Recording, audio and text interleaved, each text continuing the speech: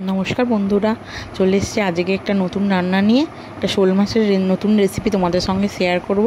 এই যে এই শোল মাছটা আমাদের পুকুরে ধরা টাটকা শোল মাছ, এটাকে আমি ভালো করে কেটে নিচ্ছি। শোল মাছটার ওজন ওই 600 গ্রামের মতো হবে।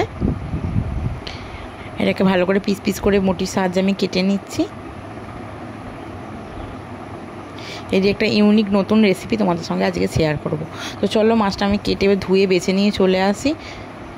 ধুয়ে বেছে এটাকে আধ ঘন্টার মতো নুন হলুদ মাখিয়ে রেখে দিয়েছিলাম।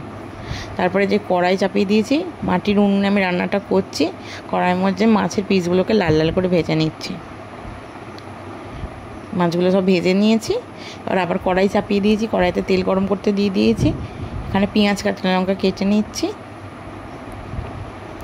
এবার কড়াইয়ের তেল গরম তেলের মধ্যে পেঁয়াজ কাঁচা লঙ্কাটা দিয়ে দেবো, দিয়ে ভালো করে ভেজে নেবো পেঁয়াজ আর কাঁচা লঙ্কাটা।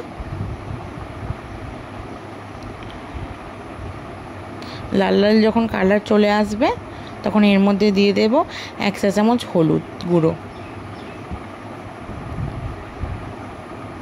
এটাকে ভালো করে নাড়িয়ে নিয়ে এর মধ্যে স্বাদ অনুযায়ী নুন আর সামান্য একটু গুঁড়ো লঙ্কা, যেহেতু আগে থেকে 4টা কাঁচা লঙ্কা দেওয়া আছে, আমরা ঝাল কম খাই, সেই জন্য একটুখানি গুঁড়ো লঙ্কা দিলাম। তোমরা তোমার স্বাদ অনুযায়ী গুঁড়ো লঙ্কাটা ব্যবহার করবে। এবার এর মধ্যে দিয়ে দেব আগে থেকে শুকনো আম ভেজানো ছিল, প্রায় 2 ঘন্টা মতো ভিজিয়ে রেখেছিলাম। আমাদের গাছেরই আম, আমরা আগে শুকনো করে রেখে দিয়েছিলাম, সেই আমটা আমি ভিজিয়ে রেখেছিলাম ওই 2 ঘন্টা মতো। ওই শুকনো করা শুকনোগুলো দিয়ে দেবো। শুকনো জলটা, যে ভেজানো জলটা ছিল সেটাও দিয়ে দেবো। দিয়ে এটাকে ভালো করে নেড়ে চেড়ে নিয়ে আর একটু জল দিয়ে দেবো।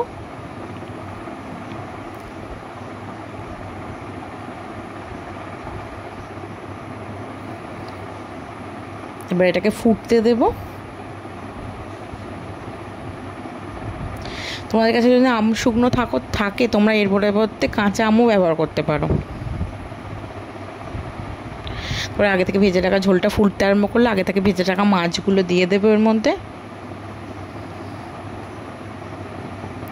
দিয়ে মাছগুলো ভালো করে ঝোলের মধ্যে নিয়ে ফুটিয়ে সেদ্ধ করে নেব। ওই 5 মিনিট মতো জাল দিলেই হবে মাছগুলো।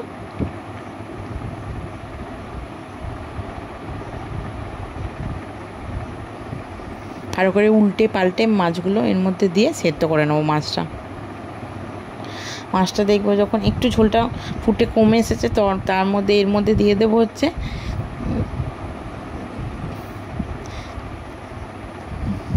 কাসুন্দি,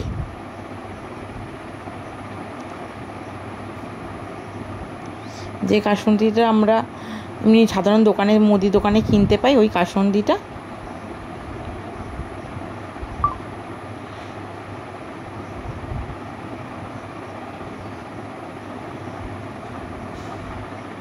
কাসুন্দিটা দিয়ে ভালো করে উল্টে পাল্টে নেবে মাছগুলোকে। দেখছো কালারটা কত সুন্দর চলে এসেছে।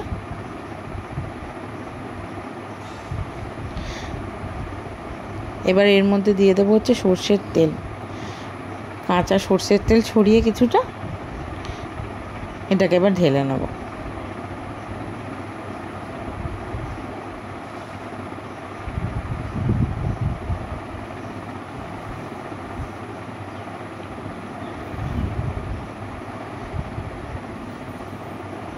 এই যে আমি এটাকে ঢেলে নিচ্ছি।